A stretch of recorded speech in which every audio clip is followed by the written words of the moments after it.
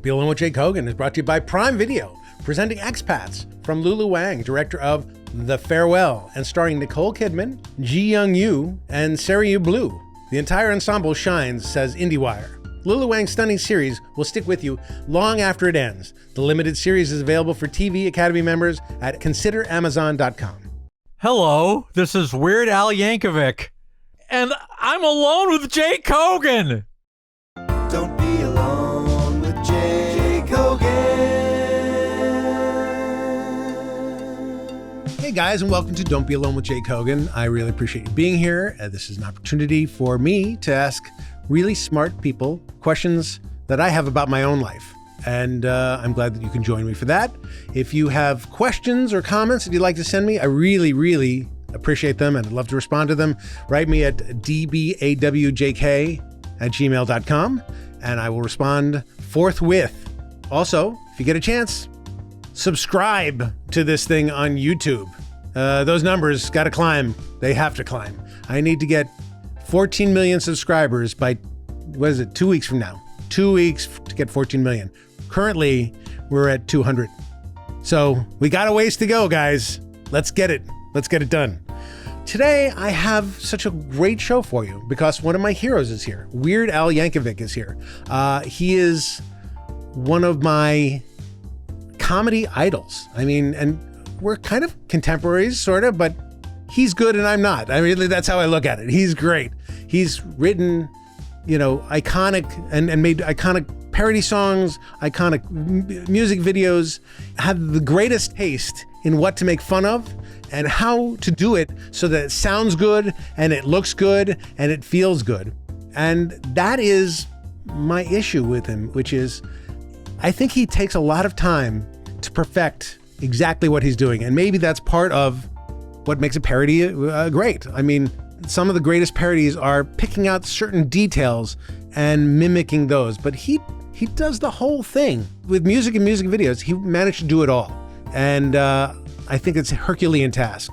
And my question about my life is, how perfect is perfect? Can you wait to get to that level of perfect before you turn in your work? Can you just settle for good and not always reach for perfect? Because perfect is unattainable, as far as I can tell, except when you're Weird Al Yankovic. Anyway, we're going to talk to Al about that and many other things right after this. Don't be alone with Jake Hogan. Weird Al, thank you for being here. My pleasure. You're awesome to do this. Am I? You are because I was wondering what piece of blackmail I had over you to drag you down here in the middle of the day in Hollywood. You must have things to do. No, but we go way back, Jay. I mean, come on. We do. But I mean, it's very kind and people get an email saying, will you do my podcast? And it's not unlike getting an email of getting jury duty or some other, it's like, oh, really? Do I have to do this now? And then you have to weigh it saying like, oh, well, do I owe this person? What's the value in it? Like, how much time do I have? How annoying will it be? And so let me assure you, it's going to be very annoying. Okay, I was hoping for that. Of course, I know you and I like you as a human being, but I am a huge, giant, nerdy fan of yours. Oh, thank you so much. And I have been for many, many years. You came to fruition the same era that I came to fruition, and sort of like, and we were listening to Dr. Demento at the same time. Yes. And then you got a song on Dr. Demento. I was like, oh, he can do this. Hey, my God, he can actually transcend the thing of listener to the doer. Like, that's amazing to me. And Demento wasn't even like soliciting anybody to, I mean, he was playing his old records and I thought, well, I'll just record something in my bedroom and send it in and see what happens. Right. That was kind of shocking because we were listening to, on Dr. Demento, he was playing songs from the 1940s. Right. And he's playing, like bad parodies from the 1970s. Like nothing new was coming out. And then you had, was Fish Heads new? I don't know. There were some new songs, but mainly... one of the guys that made Fish Heads introduced me to my wife. Oh, fantastic. Yeah. Was it Billy Mooney? Yeah. Fantastic. He's so good. And one of the childhood stars of Lost in Space. That's right. Little Will Robinson. Yeah, fantastic. Taking a goofy song that you made in your bedroom or potentially a bathroom somewhere in college and turning it into a life's career is fucking amazing. Well, yeah, Like, how did it didn't just happen? Well, it kind of did. Yeah?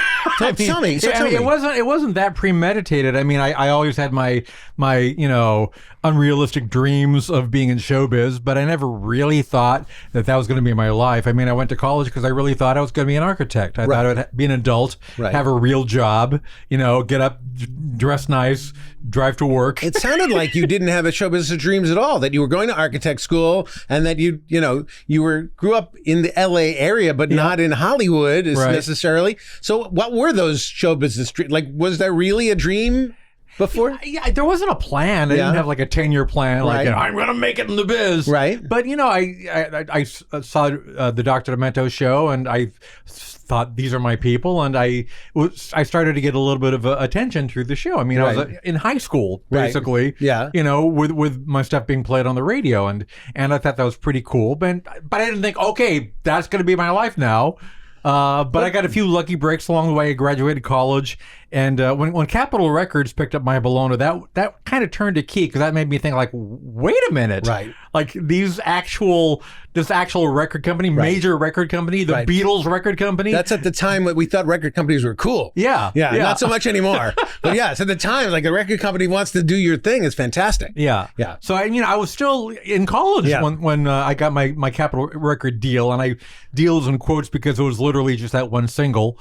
But it got me thinking, just wandering the halls of Capitol Records and seeing all the gold records and being introduced as, our newest artist. Right. And it was sort of like very tongue-in-cheek, because they didn't really consider me a Capitol artist. I was just a novelty in every sense of the word. But Beach Boys, Frank Sinatra, Nat King Cole, and you. But that got me thinking, like, this would be a lot more fun than being an architect. Right. And it was. And I'm sure it was. Yeah. Do you? I have some questions from people who wrote in the questions from listeners. Okay. But that one of them is about architecture. All right. And one of them is architecture still part of your life? Do you care about architecture? I live in a house. Yeah. Did you help design that house? I did not. I just bought it. Okay. But I appreciate architecture. I whenever we have like a bathroom remodel, I'll draw out the plans, because I remember how to do that. I can still print pretty neatly. They instill that architectural lettering in you. Horrifying. Which lasts your whole life pretty much. Not me, man. There was something in high school called drafting. Yes, that's how you start. That's how it all starts. I took drafting, and I learned the draft, but my writing's terrible. Yeah, it's just awful. Yeah, I'd be like a doctor's prescription trying to read what, like, people wouldn't know if it's a window or a door or anything. Right. So the videos were the catapult to. Do you feel that the videos were as much as the records the catapult to becoming like the Weird Al we know today? Yeah, certainly. I mean, I got my record deal without the aid of music videos, but it was the, my second album really took off because of the Eat It video, and that definitely, made me pretty much an overnight star. I mean, you hear about overnight fame, and it's kind of a cliche, but I mean, the day that video went into heavy rotation on MTV, my life changed. People, like, all of a sudden were like stopping and staring at me, which had really never happened before. I've seen this. I've seen overnight success quite a bit. It's shocking. Yeah. First of all, I know everybody tried to assassinate a president. So as soon as that happens, they get famous real fast. That's the quickest way, by the way. I know that is very good. You've handled your fame in a very cool way, which is... You say cool or cruel? Both. Yeah. Yeah, we'll start with the cool first. Okay, all right. I think you have a really great relationship with your fan base, with the people who... It's all platonic. We'll get to the cruel later. Like I say, we'll hit the cruel in a second. I've seen you interact with people. They are, like most people, they're fans, they're good fans, but your fan base seems to be, I feel, smarter for the most part and kinder for the most part. I like to think so. I get the sense that they are. When I go to your show, the audience is filled with incredibly nice people and kids. It's like really, it's like a great show. It's a great, thank you. It's a great moment to be there, and everybody's like, it's akin to, at a Bruce Springsteen concert, everybody's 65 and they're old men who all thought they were born to run 40 years ago. At your show, it's like another really sort of smart crossword puzzle people who do smart things and like funny things and enjoy just a kind night out. Yeah, I mean, the people that like me are generally people that I would like. Yes, you know? I guess so. It works that way. I don't think it always works that way, but it's true that I think it works that way with you. This leads me to a little bit of my question. My question is this. Okay. I am a comedy writer, primarily, sometimes a performer, sometimes other things. Comedy is hard. We can agree upon that. What you have done with song parodies and original music and videos is I feel, you perfected those things. You made them very, very, very, very intricate, very smart, but not so smart the audience doesn't get it. But you took the time to, both in music, in the sound of a record and the look of a video, to replicate it in exacting ways that most people at the time would never have done. Thank you. You know, I credit a lot of my success to my band. I've had the same band for 40 years. I work with very talented people in all aspects of what I do. And, you know, thank you for pointing that out, because, you know, people sometimes denigrate comedy music because they think it's just like, oh, any hack can do that. But I mean, even you look back at Spike Jones in the 40s. Yeah. Like, he had a comedy band, but they were like the best players in the world. Fantastic. You know, you have to have the chops to be able to do the music and then take it up an extra level. It's what I think about comedy. I think comedy is harder than drama. Comedy, you know, it's a little harder of a dance, and to do it well, you have to start with something great. You have to start with great music, great musicians, you know, in a show, a great story, all that stuff, and then you can make it funny. But you have to still start with what everything starts with. But your music is really specifically great. It's very hard to parody things and get them exactly right. It's very hard to get the look specifically of music videos very, very right. It must have taken forever to get it done. And then my question is perfectionism. I don't have that kind of patience for perfectionism. I think when it's done, when it's due, like when the deadline's here, I got to turn it in, but I could be tinkering with it forever. Well, that's part of what makes it funny, is it's, you know, ostensibly just a kind of a silly, frivolous thing, but we're spending a lot of time and effort and energy to make it right. And that's part of why it works, because it's you know, it subverts your expectation of what a novelty would be. Right, except it became our expectation whenever a new Weird Al video came out. That was my big mistake. So, like, you know, when it's a Nirvana video, it's like exactly a Nirvana video. When it's Michael Jackson did not make easy videos. Yeah. He made very complex videos. And so, you know, it's really smart. Lyrically, it's really smart. Visually, it's really smart. And I'm a little cowed by it. Like, I really am. Like when I was looking at this, that is so good, and yet you did it, and now you haven't done it for a while. Like, when's the last time you put out an album? Well, I'm pretty much done with doing traditional albums. Right. My last album was Mandatory Fun, which came out almost exactly 10 years ago. Right. For a couple of reasons. I imagine that making albums is a stupid business right now. That's number one. But also, it's hard to do.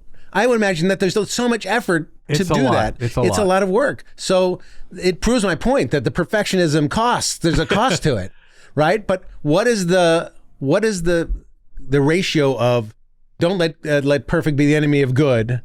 Like, at what point were you able to say good enough? Every single time. I mean, you know, it's never going to be exactly perfect. I mean, the saying is nothing's ever done. It's just, you have to abandon a project at a certain point. Well, for me, it's but record albums aren't. There's no expiration date, right? I mean, if you want to take another 6 months, you could. I mean, you know, back when I was putting out albums, they were a little bit more time intensive because I wanted the parodies to be as topical as possible. But yeah, your point stands. I mean, I could take virtually as much time as I really needed to. But you know, when I released the albums, I thought they were as good as they could be. Although when I'd hear them on the radio later, I'd go, "Oh, that syllable could probably be a little bit more sharp," you know? Right. Well, that's my horror of watching anything I've done. Yeah, is I only see the mistakes. Right. No, and that's exactly right. I mean, it takes me a long time after I've done something to listen to a song again and go, "Oh yeah, that worked pretty well." Because after I record something, immediately after, exactly that, you can only hear the mistakes. Did you feel more pressure on the original songs versus the parody songs? because the original songs are being judged on their own merit. Yeah.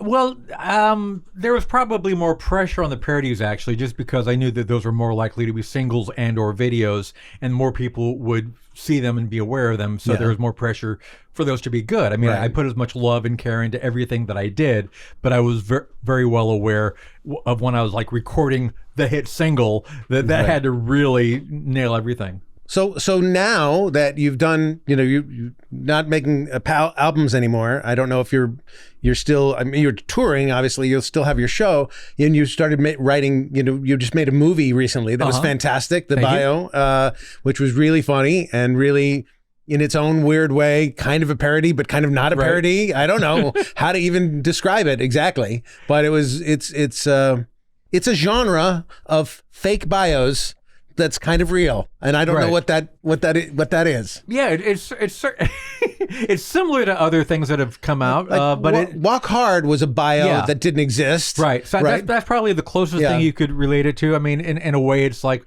Pop Star and Spinal Tap, but Walk Hard is the closest thing. But none of those were about real people. Right. So you had to decide what parts of your life you're gonna say honestly, and what parts of your life are just going to bullshit about. And well chosen, I think.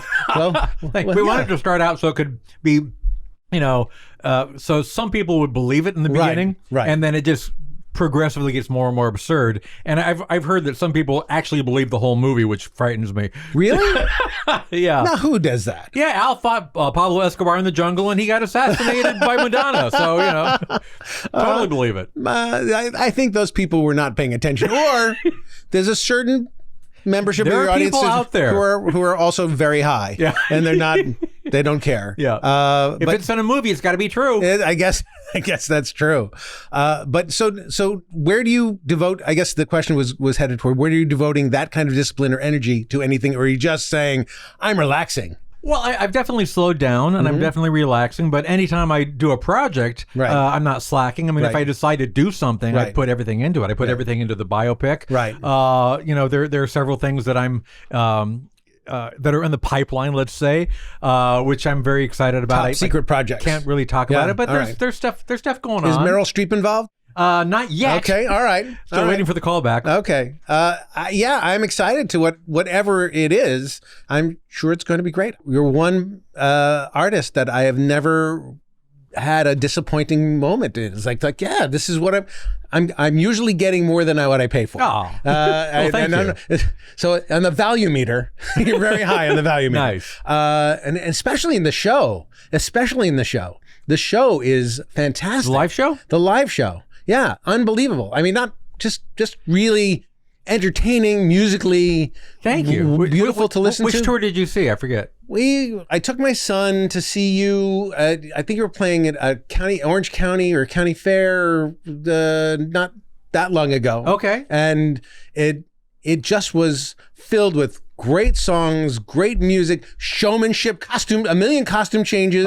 And it's like you did not spare any part of the showbiz, repertoire that's all shoved into the show. And I just thought, this guy from Linwood is embarrassing. I didn't grow up in Beverly Hills, but I was Beverly Hills adjacent.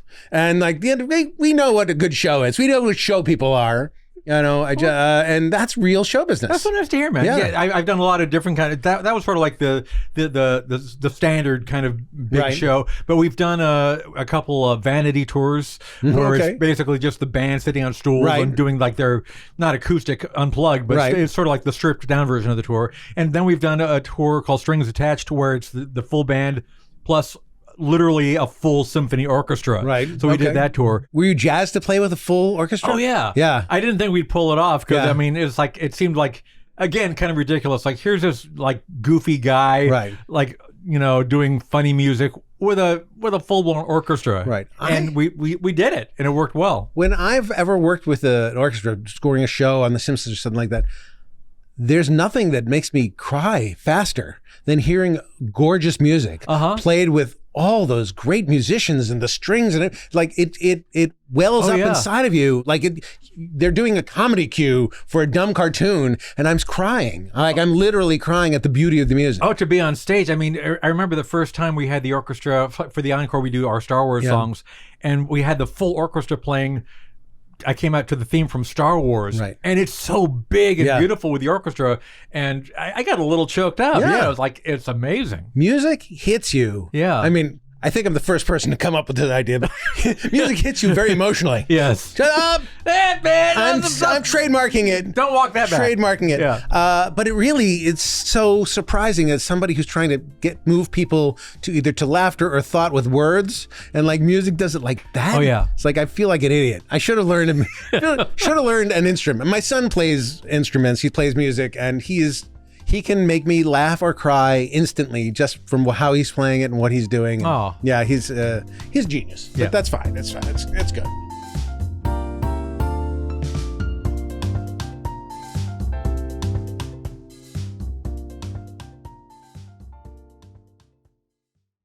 Don't Be Alone with Jake Hogan is brought to you by Prime Video, presenting Mr. and Mrs. Smith, starring Donald Glover, the great Donald Glover, and Maya Erskine, also the great.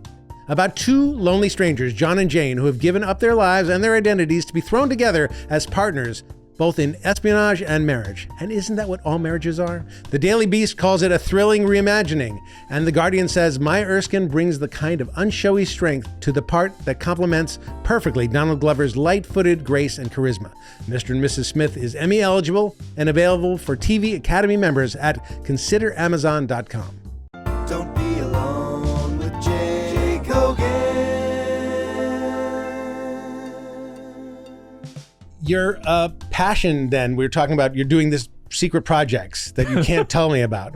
But, I saw you in San Francisco. You were playing a lot with the dad band. Oh, the Sketch Fest, yeah. That Sketch Fest and doing that. And you were having fun doing that. And, how much of yourself do you think at this point is a comedian and how much of this point is a musician? Oh gosh, I like to think I'm 2 minutes in one. I don't know. That's an old reference. Yeah. Certs, right? Okay, Certs. yes, very good. We're the same fucking age. So I'd say 43%, and I'm not going to say which one. All right.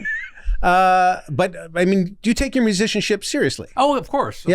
Okay. Yeah, I mean, I am in fact a musician. Right. I like to think I'm both. I have my toe dipped in both worlds. So. Right. Yeah, I mean, I like to think I can travel in either circle. Well, you clearly can. People invite you to play, and you play, so you must know. I mean, people don't invite me to play, and if they did, they'd regret it very quickly. Yeah, I'm at a really cool point in my life and career where at this point I can basically just do what I feel like doing. Right. Which is great. I mean, David Wayne will say, "Hey, do you want to, play with the dad band?" I'm like, yeah, that sounds like fun. Yeah, I'm not at that point. I was mandatorily forced into this podcast. Were you? So yes. So I'm hoping that I don't know how many months I have to do this. Producer Ryan, is there some sort of legal document that says how long I have to be doing a podcast? No. Okay. Well, anyway, we'll figure it out. But eventually, I want to get to that point where I'm just doing what I want to do. Okay. I haven't hit that. You yet. told me this would be fun. Well, it is fun for you. It's not a purgatory for you. Okay. It's a purgatory for me. Got it. No, I'm actually enjoying this. I'm enjoying doing this. The last time I got a chance to really sit down and talk with you was like, I don't know how many years ago we had tea on Sunset Boulevard talking about something. So we were trying to pitch some kind of TV show. Yeah. Yes. One of the many, many failure TV shows. Yeah. If you want to talk about failure TV shows, I can talk about them all day long. Yeah, I was going to ask, is that in development yet? No, how are you doing with that? It's so close, Oh, Al. so close. It's so close. It's almost there. Waiting for that call back. Yeah, but we're figuring out. Well, this leads me to a different question, which is the records that you've done, the parodies that you've done, and even the original songs you've done, sort of hit on zeitgeist moment, hit on the pop culture. Right. And so, like, how much time do you spend now or even then just observing pop culture and deciding, okay, this is something I'm going to call, because that's kind of part and parcel to the business. Sure. I mean, I've always been a big fan of pop culture. Right. But I have to say in the last 10 years, I'm not as laser focused on the Billboard charts. Right. Because it used to be part of my job descriptions, like what's number one on the charts this week. And I'd have to have a very strong working knowledge of everything that was happening, in music. And I've sort of backed off on that a lot to the point where now, like, I get most of my musical knowledge from my daughter, who like when she plays songs in the car, like, oh, what's this one? I mean, the Billboard charts don't make sense anymore because people aren't buying music mostly. It's a little strange. I mean, well, this goes to something else that I've talked a lot about is we've kind of lost the monoculture, because in the 80s, I mean, people watched MTV and it was the same songs that were being played on the radio, and everybody was kind of being exposed to the same thing. And now we've gotten a lot more fractured and segmented as a culture. But you have, the Taylor Swifts and the Beyoncés, there are the people that cut through. But they're few and far between, but they still exist. But everybody else is just like, it's very specific, and it's on either, people are just listening to songs on TikTok or Twitter. And 30 seconds of a song, and that's a hit. That's been happening to a smaller extent with the movie industry too, because you have your Marvel movies, and then you have the things you shoot on your iPhone. Well, I think the Marvel movies really helped destroy the movie industry. And really? Yeah, I think so. I mean, it got everybody's appetite wet, all the studios' appetite wet for making, $2 billion every movie. Yeah. And so and so we'll just pour money into the superhero thing, and then forgetting about the ideas that, well, there are other Spinal Tap and When Harry Met Sally and, Kramer versus Kramer. And there are movies that aren't gigantic, that are really good, and that may not return $1 billion, but may return 3, 4, 5 times your investment. Who was it at the Oscars? Was it at the Oscars? Somebody who said, "Hey guys, instead of making a $100 million movie, how about making like $25 million movies?" I subscribe to that completely. I don't know who that person was, but whoever that person was probably kudos to you, my friend. Kudos. He was winning an Oscar, so he's already right. So he can say whatever the hell he wanted. Yeah, it's fine. You just won an Emmy, right? I did. Yeah. Is that your first Emmy? It is. Okay, congratulations. Thank you. Now you're in the club. Thank you. Have you been to the Emmy Clubhouse? I haven't been invited yet. It's really nice. Let me know. You should come see it. It's really nice. They're sharp. Be careful. You can hurt yourself with the wingtips. I just installed the plaque on it. Yes. Because they give you the Emmy. You actually get to take an Emmy home that night. But then, like, how long has it been? When were the Emmys? Like 3 months ago or 2 months ago? Several months ago. Yeah. Just yesterday, I think, in the mail, I got like the plaque that you that you affix. It's kind of stupid because they give you the hardware, this beautiful trophy, and it's got a felt bottom, and then they give you instructions months later. Rip open the felt bottom, unscrew this thing, put this round thing on it, screw it back on. It makes you like, it's like IKEA style, and it really feels like, no, you should be doing this at the place. Then you have screws left over. Yes, I know but it's true. Like my Emmy was never the same since I put it on. Like the bottom spins, and I have 4, Al. I have 4 Emmys, but it's all right. It'll take a while for me to catch up with you. It's all right, but you have to put the name plaque on. I actually used my Emmys in a show that I did, and I put fake name around it because it was I had an evil villain. I think his name was Dr. Octavius or something like that. Not Dr. Octavius, because that's a real character, but something like that. And he was an evil sponge on Netflix, and I had him just happened to have won 2 Emmys, and I put his evil name on it, and those names are still on my Emmys now because why not? Why not have evil names on it? Nice. How do you feel about escaping the nostalgia business? I don't mind nostalgia. I mean, I understand that's a big part of my appeal because a lot of people coming to my shows are people that, were kids, back in the 80s, and they want to, hear their favorite hits from then. So, it's not that I want to be known as a nostalgia act because I want to keep putting out more material and try to keep it a bit fresh, but I'm not going to delude myself into thinking that, a lot of my appeal isn't nostalgia. Well, no, the fan base is the fan base, but if you keep giving them more, hopefully the audience grows with you the more that you give to them. Yeah, I mean, I'm not one of these acts where it's like, if I say, okay, here's my new single, people, that's their bathroom break. They're actually, thankfully people actually care what I'm still continuing to do. They do. I mean, it's remarkable how much, certainly, I'm old, but my son's generation loves Weird Al. Like, it's still of relevance and value to them. That's nice. In the same way that they like Saturday Night Live, in the same way that they like, things that are still funny and good. Not that Saturday Night Live is always still funny, but they try. Yeah. And that's all you can do. Just try. And every now and then, it's really, really funny. Yeah. I'm still a huge, huge fan. I have a bunch of questions. So we have something called Question Time. Oh, all right. It's question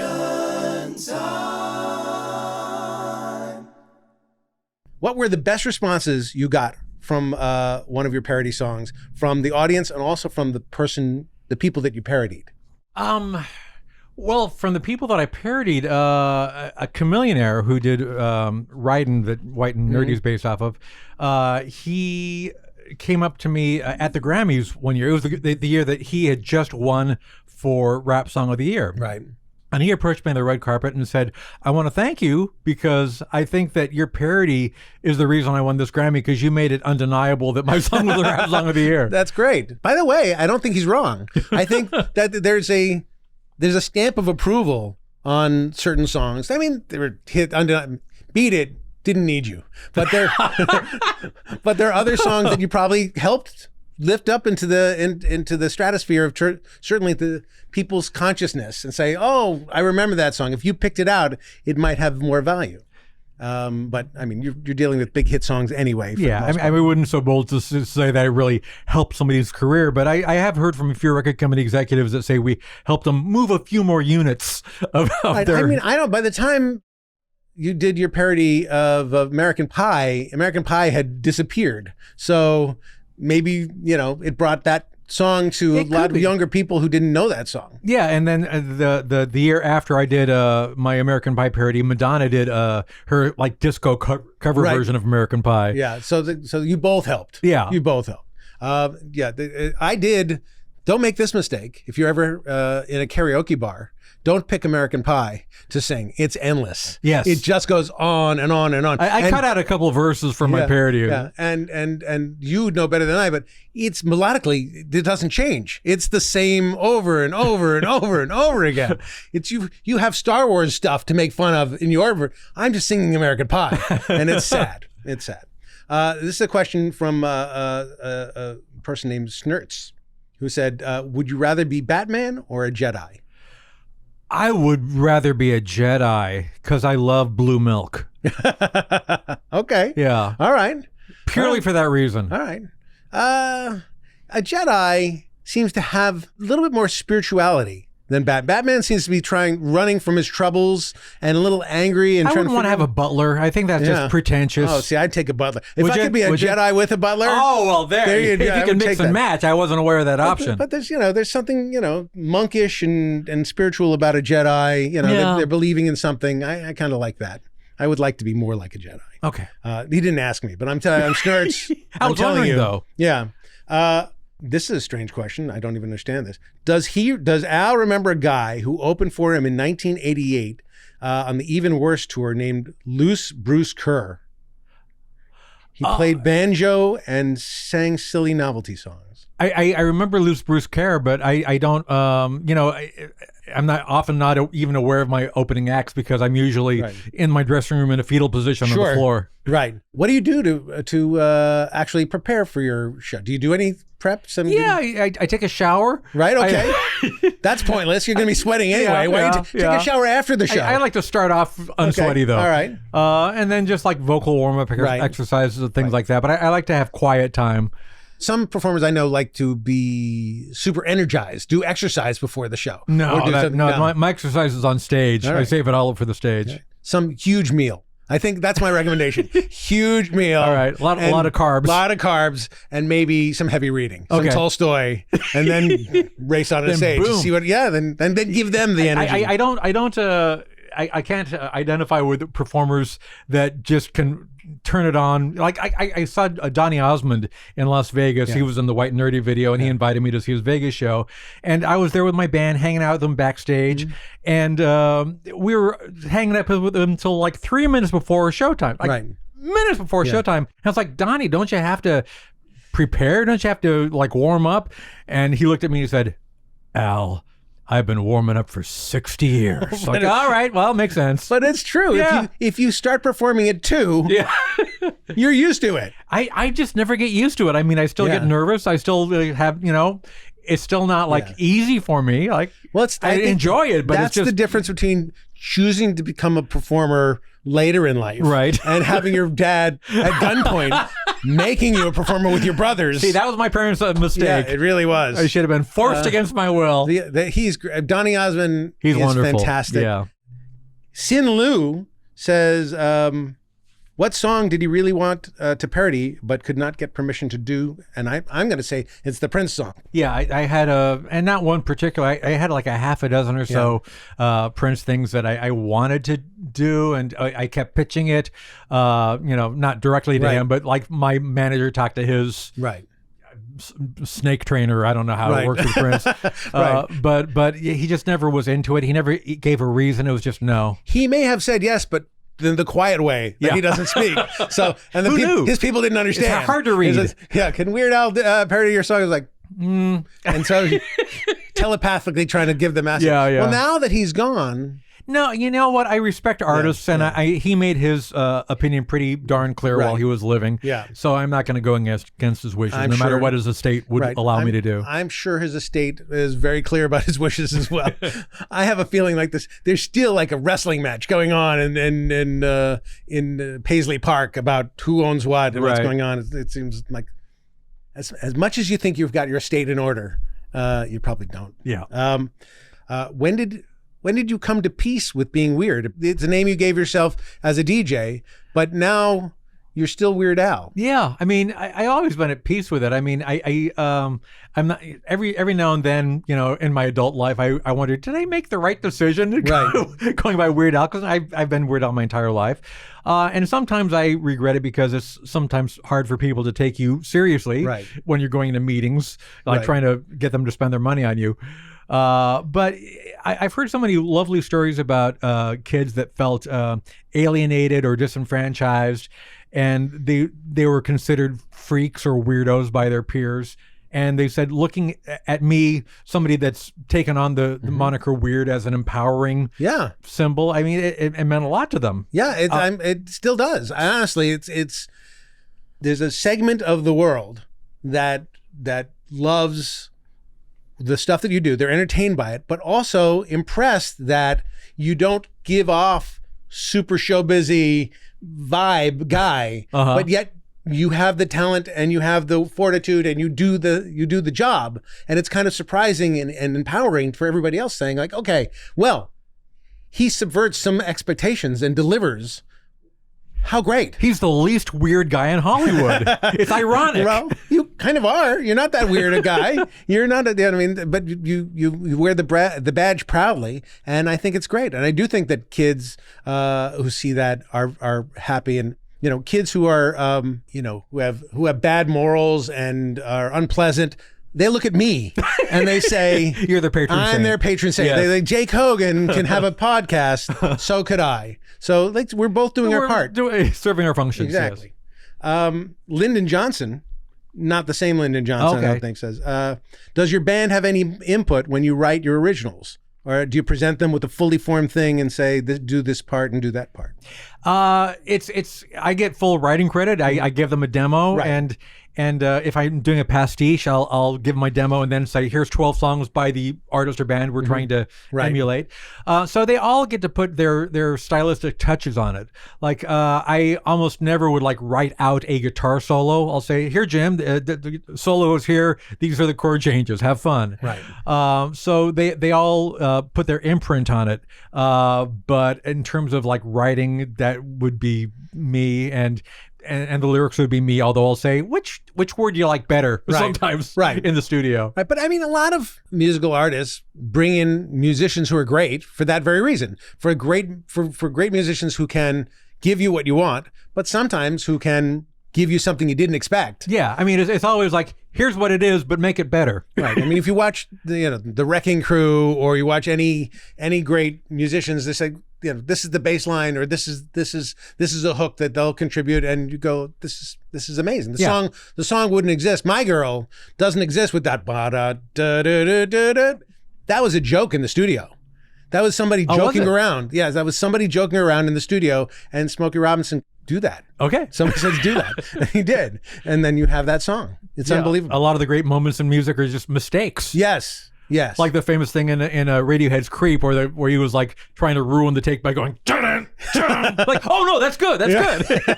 It's great. It's fantastic. Are there mistakes in your music? There are things that we didn't mean to do that we decided to keep. Let's leave that in the recording. Right. But I mean, and I know nothing about it because I'm not ever in recording. It doesn't seem like there's like a lot of improvisation going on because it's so specific a lot of the time. No, it isn't very specific, and there isn't a lot of improv, but there are little moments here and there. Like for one song that I was doing, I was recording the demo at home and doing a vocal, and my dog happened to bark at the exact right moment, and I thought, that's great. And I used that in the final recording of my dog barking at that specific moment.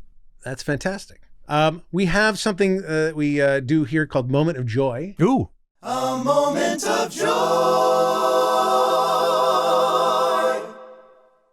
What is the thing or a thing that you can just lean into it when you want to feel good, that gives you joy? Oh, gosh. I mean, it would be cliche to like say my family, so I'm going to say pizza. Okay. How much joy does pizza give? Pretty much. It started happening during the pandemic. I was like thinking like, what kind of food would make me happy? Mm-hmm. So I started like making a list of like my top 10 best chocolate chip cookies and ice cream and donuts in LA. And lately it's been pizza because we just got back from spring break, my daughter's spring break, and we went to Italy for spring break. So I was like, I got to have the best pizza in Italy, and we went to a few places, and then we got back to LA, and was like, well, what are the best places in LA? And what are the best places? What's the best pizza place in LA? Oh, I don't want to give a commercial for anybody, but I got to tell you, have you tried Domino's? Okay. So we can't take anything that you say. Your tastes are so shitty. No wonder you appeal to the masses. You're just the baseline guy who likes the shittiest stuff. Where did you go in Italy? Oh gosh, I'd have to look on my phone. I've got the names. Rome, Florence. We went to Rome. I know Naples is the place you go. So next trip will be Naples. Okay.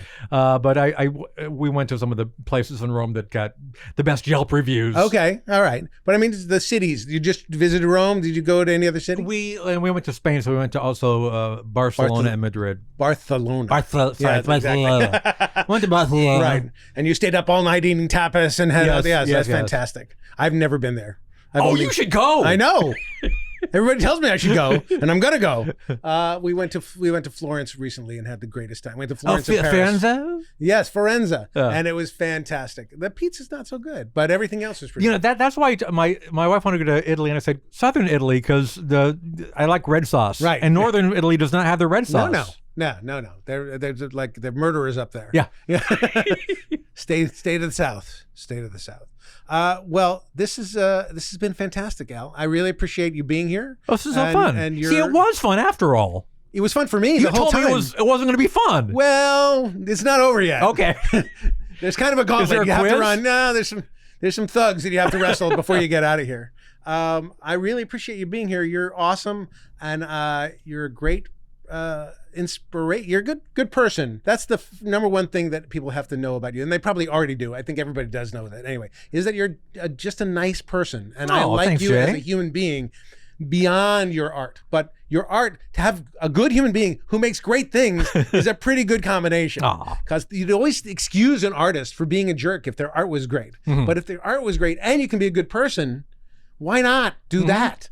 So much better. Anyway, thank you for being here. My pleasure. Thank you for being here, and thank you for joining us. And please take some time this week to also not be alone with somebody else. And we'll see you next time.